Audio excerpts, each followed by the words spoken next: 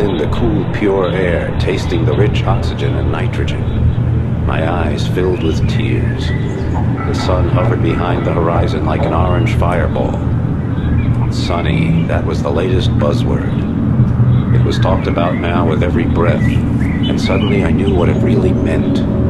I stretched out my hand to feel the warmth, to touch its face. Then the timer squealed and a voice roared in my ear.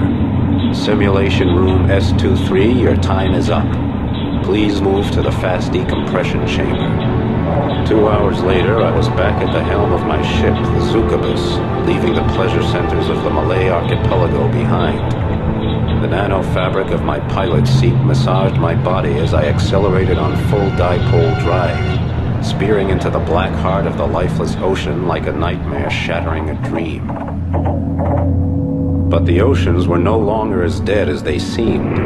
Scientists brewed gene cocktails and chromosome soups without sanction, rebreeding every life form within range of their test tubes. Mighty sharks, dolphins, even the greatest carnivores that ever lived.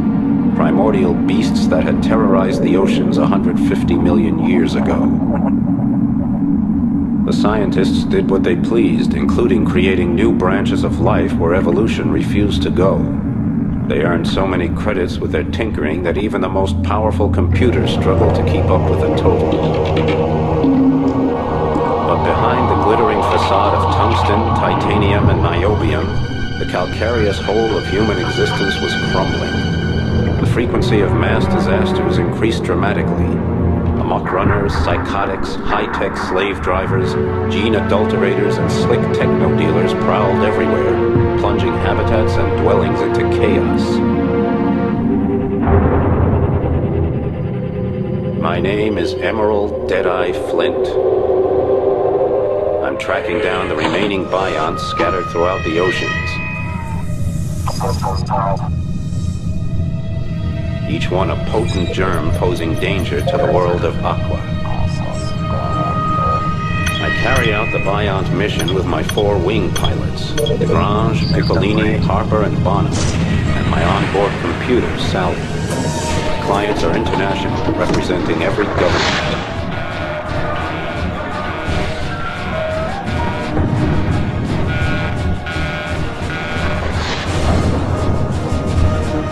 When the Bionts appeared out of nowhere 5 years ago, aiming to extinguish human life in the oceans, I had no objection. On the other hand, it didn't hurt my cash box any to give humanity a short reprieve, so I went for the credits. But during the destruction of the Biont stronghold off Australia, called the Survion, my friend Hong Long sacrificed her own life so I could place the final explosive charge. Now I don't sleep too easy. And I won't until every last remnant of the Biont threat has been eliminated.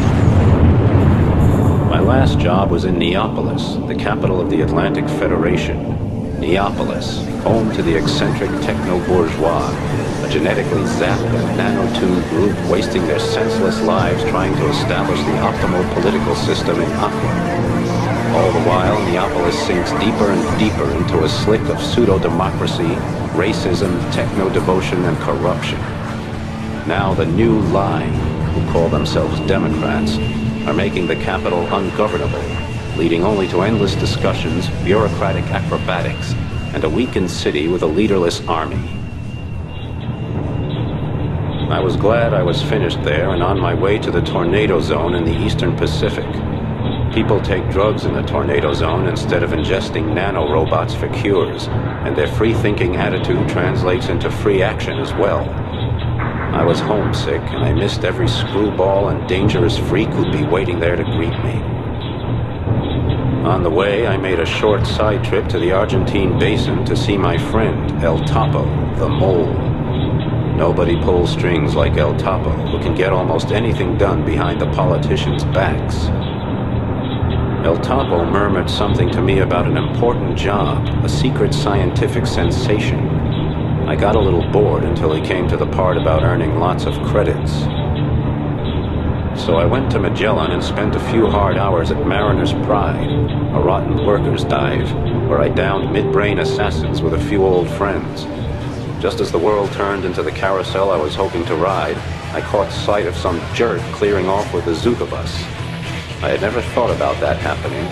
Someone just stealing my ship out from under my nose. But there it went. Suddenly I was back to square one again in my old stomping ground. Broke, exhausted, and listing heavily.